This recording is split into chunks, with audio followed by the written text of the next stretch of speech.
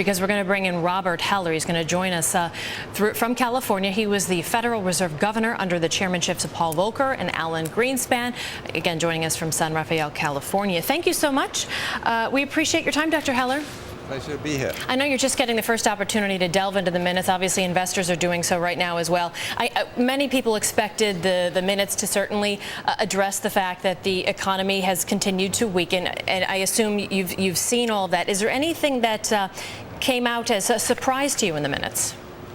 Actually, I didn't have an opportunity to look at the minutes yet because they just came out, as you said, and but I think the Fed is well aware of the slowdown, a continuing slowdown, high unemployment rates, very low job creation. So those are the key concerns in front of the policymakers. And I know one of the items that you're most interested in is the debate that's going on about mortgage-backed securities versus investing in the treasuries.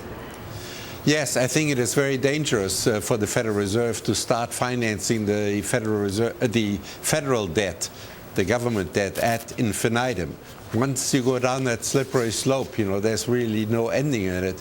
And the appetite of the federal government now, with deficits running at $1.5 trillion a year, is basically unlimited.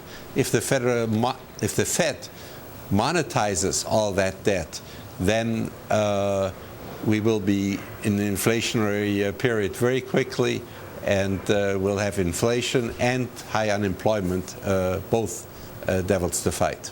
Robert, the big question on Wall Street is how divided is the Fed? Would they be late to the party to do something if the economy weakened because of any internal dissension?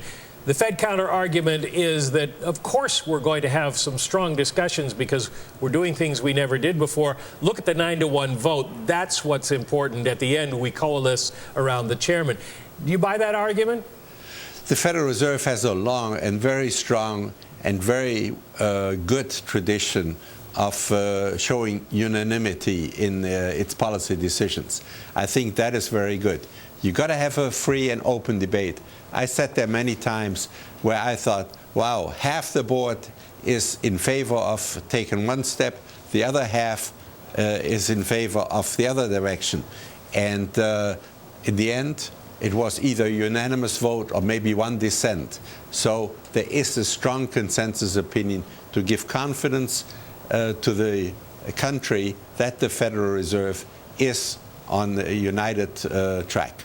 Something I would love to discuss, since, Mike, you were in Jackson Hole, and Dr. Heller, I love your perspective on this, and perhaps, Dr. Heller, you can go first, is what we are expecting today in the form of the minutes, and yet what we heard from Ben Bernanke last week. Will they have the exact same tone, or will they be very, very different? Well, I think last week he was laying out alternatives. What are possible courses of actions?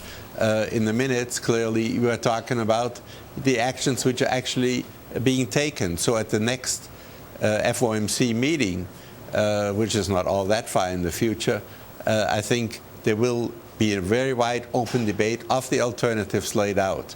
But as I said before, I think it's a slippery slope to go ahead and to keep buying Treasury securities in order to support the government's deficit spending. Well, that would put you in, at least according to the article, Kevin Warsh's camp.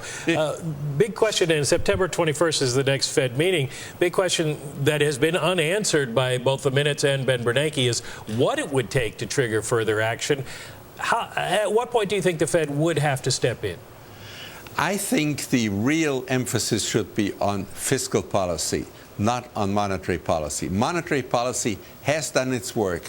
When the financial system was near collapse, the Fed provided needed liquidity and really helped to rejuvenate financial markets. That is the main purpose of the Federal Reserve, in addition to holding prices fairly steady. But fiscal policy is pretty much off the table right now. There doesn't seem to be any movement in Washington. Is there an economic number or an economic development that you think would bring the Fed back in? No, the Fed's powers, I think, are limited. They are not unlimited. The Fed cannot do everything. And it's an illusion to think that the Fed alone can get us out of this morass. If fiscal policy is irresponsible at the present time, the Fed alone cannot rescue the country. And that was one of the big takeaways that we all heard from Ben Bernanke last week at the symposium as well. Yeah, he suggested that the Fed can't do it alone. All right. Thank you so much, Dr. Heller. Appreciate you joining us today, Tuesday afternoon. As always, of course, thanks so much, Mike, for helping us to better understand the minutes that were just released at the top of the hour.